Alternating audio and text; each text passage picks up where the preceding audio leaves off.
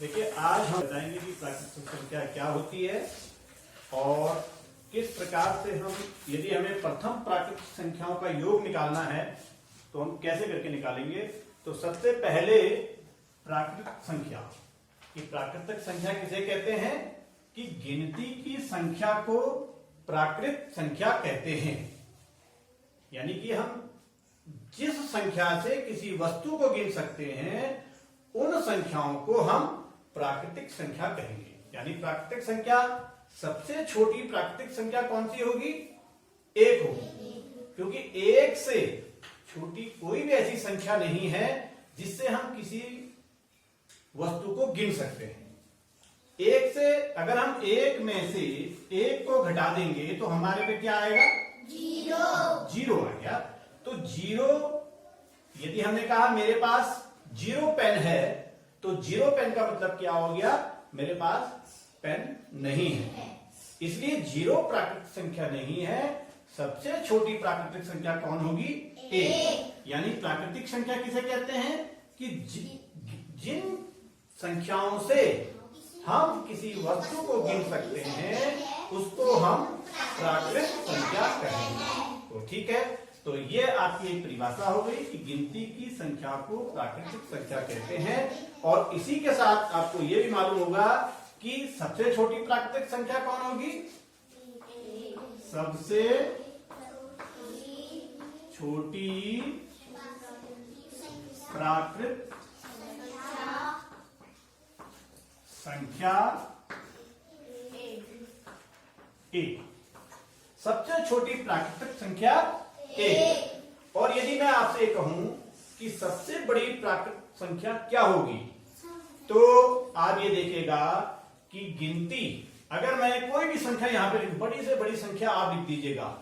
बड़ी से बड़ी संख्या मैंने कहा 9, 3, 2, 5, 6, 7, 8, ये एक प्राकृतिक संख्या है। और क्या है? पढ़ सकते हैं हम, इकाई, दहाई, सैकड़ा, हजार, दशक, लाख, 10 लाख, यानी 93,25,668। अब ये एक प्राकृतिक संख्या है। इससे भी बड़ी प्राकृतिक संख्या होगी। अगर दी गई प्राकृतिक संख्या में यदि हम एक जोड़ देते हैं तो हमें अगली प्राकृतिक संख्या प्राप्त होगी। तो इसलिए सबसे छोटी प्राकृतिक संख्या क्या होगी? एक। और सबसे बड़ी प्राकृतिक संख्या बताना क्या है? असंभव है। कोई भी बड़ी से बड़ी संख्या यदि आप लिख देंगे और उसके आगे अगर हम एक जोड़ देंगे तो अगली प्राकृत संख्या हमको प्राप्त हो जाएगी। क्या साथ में?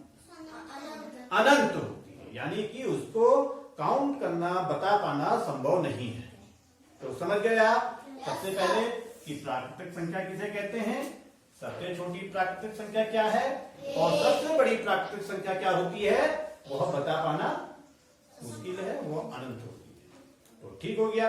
जैसे अगर कोई आपसे ये कहे कि आकाश में कितने तारे हैं, अगर उसकी एक सीमा होती कि 10 लाख, 1 करोड़, 10 अरब, लेकिन ऐसा नहीं है, वो पता नहीं कितने हैं, असंख्य हैं, उसको गिन पाना कठिन है। तो इसलिए इसी प्रकार से प्राकृतिक संख्या अनंत होती है। अब मैं आपको ऐसे ही अगला प्रश्न ये आता है कि यदि कोई आपसे ये पूछे कि प्रथम 5 प्राकृतिक संख्याओं का योग कितना होगा। जैसे इसमें एक प्रश्न आता है कि प्रथम 5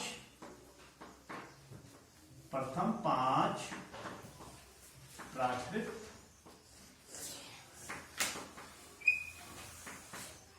संख्याओं का योग बताओ। एक प्रश्न आपके पास ये आता है कि प्रथम 5 प्राकृतिक संख्या का योग बताओ। और आपको मालूम है कि प्रथम प्राकृतिक संख्या क्या होगी? प्रथम माने सबसे पहले कौन सी प्राकृतिक संख्या होगी? एक होगी। अब हमें प्रथम 5 प्राकृतिक संख्याओं का योग बताना है। तो सबसे पहले 1, 2, 3, 4 और 5, ये हमारी प्रथम 5 प्राकृतिक संख्या है और इनका हमको योग बताना है। तो इनको हम कैसे बताएंगे? 1 में 2 जोड़ो 3, 3 में 3 6, 6 4 15। ये हमारी प्रथम 5 प्राकृत संख्याओं का योग है। ठीक है, ठीक है, ये हमारा क्या है कि हमने प्रथम 5 प्राकृतिक संख्या अगर कोई पूछता है आपसे तो आपने इनको एक एक करके जोड़ दिया और आगे। ऐसे ही मैं यदि आपसे पूछता हूं कि प्रथम 12 प्राकृत संख्याओं का योग बताओ। ये आपने बताना है कि प्रथम 12 प्राकृतिक संख्या का योग बताओ। तो क्या करेंगे इसके लिए हम 1 से 12 तक की संख्याओं को जोड़ेंगे। जैसे हमने लिखा 1 धन 2 धन 3 धन 4 धन 5 धन 6 धन 7 धन 8 धन 9 धन 10 धन 11 धन 12 ये हम जोड़ेंगे। अब देखिए, जोड़िए इसको, कितना समय हमसे लगता है? एक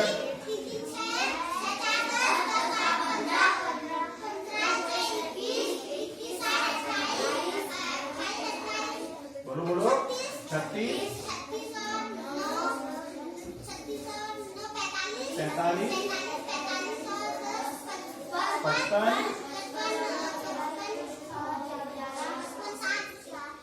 55 और 11 66 बोलो 66 और 12 78। अब देखिए ये हमने जोड़ा है। हो सकता है कि यदि आपने जोड़ने में थोड़ी सी गलती कर दी हो तो ये गलत भी हो सकता है। ठीक है ना।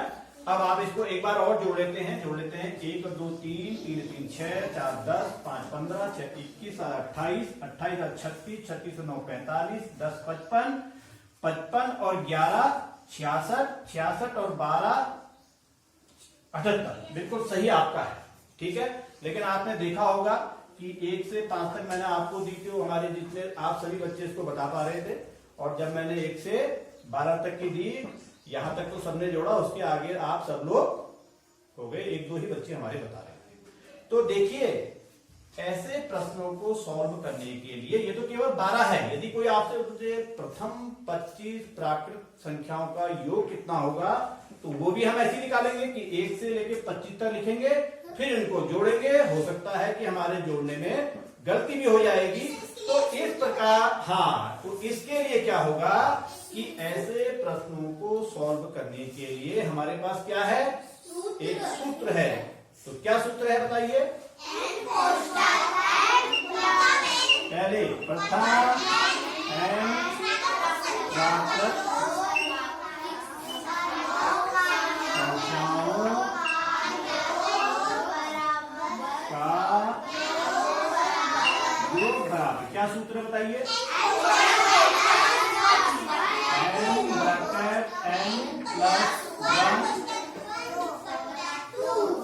ये हमारा इसका एक सूत्र यानी कि एक फॉर्मूला है। अब देखिए, इसके बेस पे हम ये प्रश्न भी आपने किया था, और इसी सूत्र के आधार पर हम इस प्रश्न को सॉल्व करेंगे। तो सबसे पहले देखिए कि इसमें n क्या है। इसने पूछा है प्रथम n प्राकृत संख्याओं का योग हमें बताना है।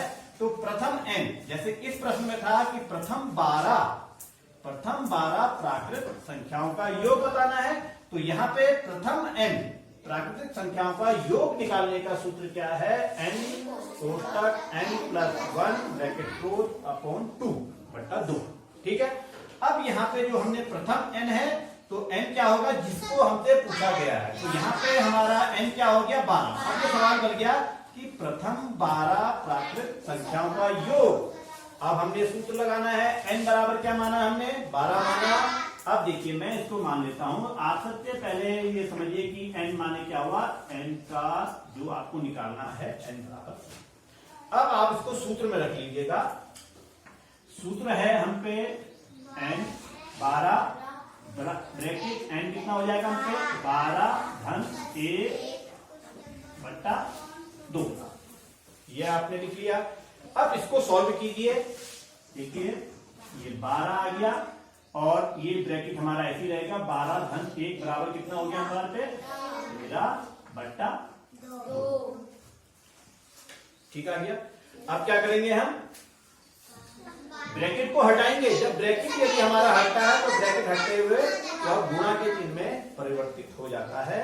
तो अब आपने घटाया 12, ब्रैकेट हटा दो तो ये गुणा का चिन्ह हो गया। ये हमारा 12 में जोड़ के 13 बट्टा 2। इसको आप काट दीजिए, 2 से 12 को काटेंगे, 2 एकम 2, 2 छक्के 12 और 6 से आप 13 को गुणा कर दिए, 13 छक्के यह आ गया 78 बट्टा 1 और 1 से भागित में गया तो कितना उत्तर आ गया आपका? देखिए यही उत्तर आया। तो ऐसे प्रश्नों को हम सूत्र के आधार पे करेंगे।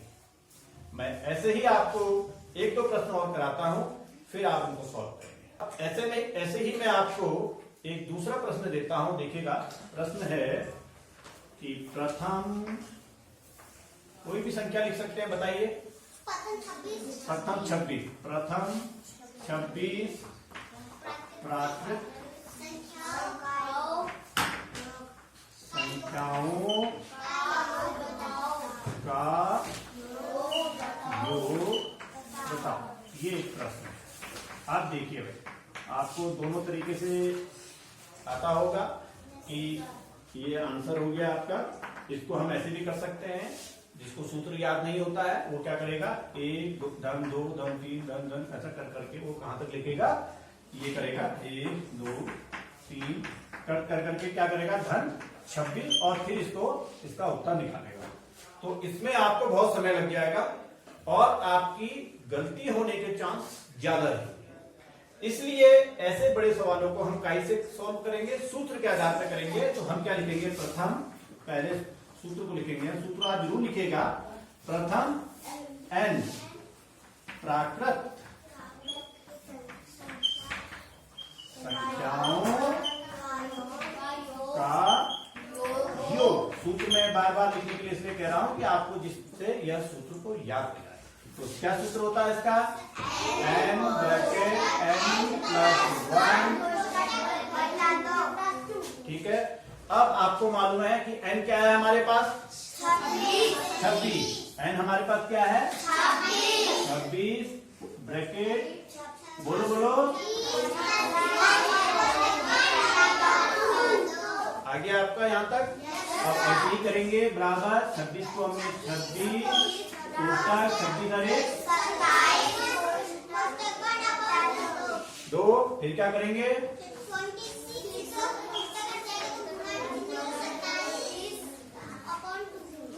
अच्छा ये बताओ भाई, ये गुणा कहां से आया यहाँ पे, जब हम इस ब्रैकेट को हटाएंगे और यहाँ पे कोई चिन्ह नहीं है, अगर कोई चिन्ह नहीं होता है तो फिर हम उसको गुणा में बदलते हैं। ये ध्यान रखो, अगर यहाँ पे माइनस या प्लस होगा फिर आप गुणा नहीं करोगे। लेकिन यहाँ पे आप देख रहे हैं 26 ब्रैकेट 27 आ रहा है तो कोई चिन्ह नहीं है, तो यहाँ पे जब ब्रैकेट हमने हटाया तो ये गुणा में बदल गया। अब आप इसको काट सकते हैं, 2 एकम 2 का भाग 26 में 13। अब आप क्या करेंगे, 13 को 27 से गुणा कर दोगे। चलिए 27 गुणा 13, 13 सत्ते भी आता है, लेकिन अभी आप सिंपल सा गुणा कीजिए। 3 सत्ते 21 का 2, 3 दूनी 6 और 2 8 7, 2 जोड़िए 1 8 7 15, ये आ गया आपका 351 बट्टा 1। और 1 से 351 कितने बार डिवाइड होगा, भाग जाएगा उसमें, 351 ही इसका उत्तर आएगा। तो ये हमारा, और अभी तक नहीं तो आप क्या करते रहते, 1 से लेके 26 तक की संख्या लिखते रहते, जोड़ते तो बहुत बाद में, लेकिन क्या करते भी आप 1 धन 2 धन 3 धन 4 धन 5 धन 6 धन 7 धन 25 धन 26 करते रहते। लेकिन यहाँ पे आपने देखा होगा कि इस सूत्र के सहायता से आपने इस प्रश्न को बहुत जल्दी शीघ्र कर दिया है और इसमें गलती भी नहीं हो रही होगी। आप जोड़ लेना इसको। ऐसे ही एक प्रश्न मैं आपको और करा देता हूं।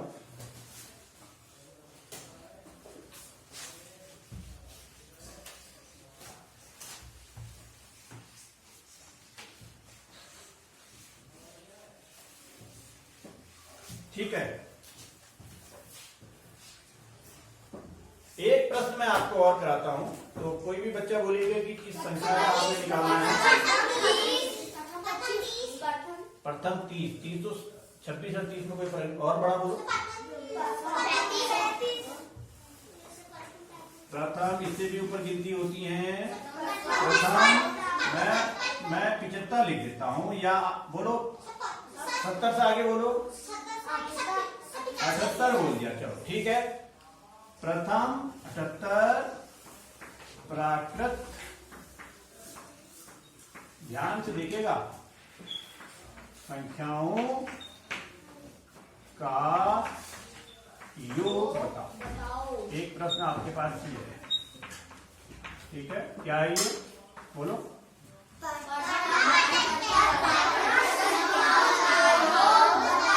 तो भाई पहला तरीका क्या है?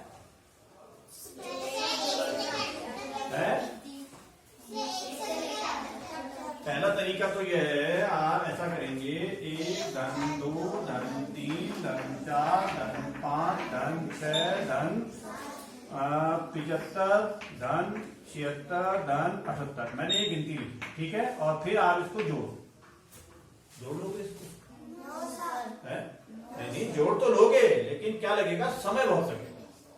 तो आप क्या किस तरह से इसको सॉल्व करोगे? फॉर्मूला के आधार पे। तो आप सबसे पहले मैंने क्या लिखा, आप जितने भी सवाल करोगे तो उसके लिए आपको ये जरूर लिखिएगा कि प्रथम n प्राकृत संख्याओं का योग बराबर, क्या सूत्र है इसका?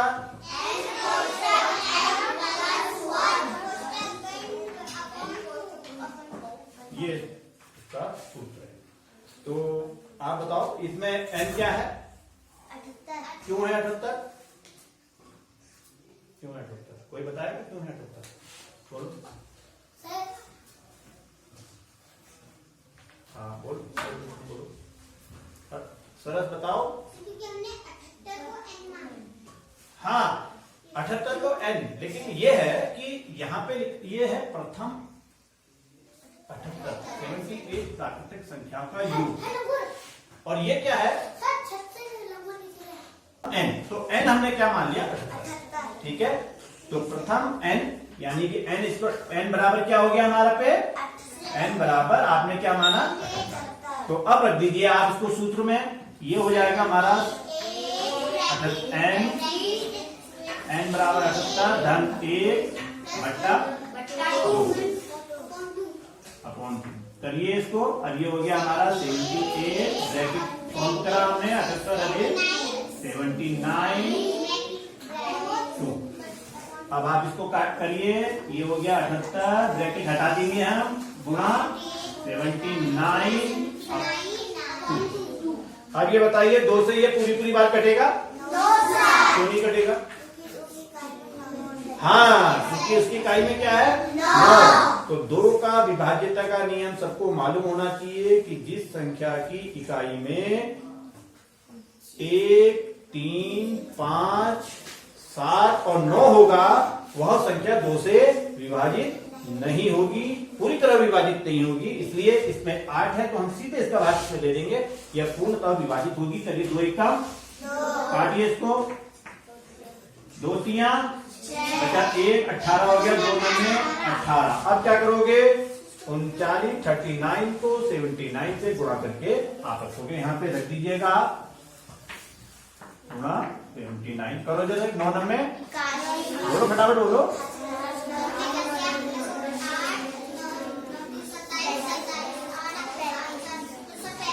37, बहुत देर लग रही है।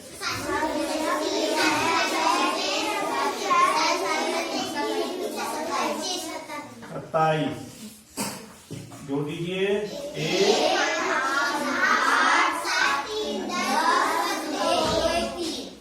कितना हो गया ये? 3081। ये आ गया हमारे पे 3081 बट्टा 1, और 1 का भाग यदि आप 3081 में दोगे तो उत्तर क्या आएगा? क्या आएगा उत्तर? 1 का भाग यदि किसी भी संख्या में देते हैं तो भागफल उतना ही आता है। या आपको ये भी मालूम होना चाहिए कि 1 का भाग यदि हम किसी भी संख्या में देंगे तो उसका भागफल कितना आएगा, वही संख्या आएगी। तो ठीक है, ये आपने देख लिया है कि किस प्रकार से हम प्राकृतिक संख्याओं का योग निकालते हैं। और प्राकृतिक संख्या किसे कहते हैं? सबसे छोटी प्राकृतिक संख्या क्या होती है? सबसे बड़ी प्राकृतिक संख्या अनंत होती है। तो ये आपको इसका सूत्र के आधार पे इन प्रश्नों को आप बहुत शीघ्रता से कर सकते हैं।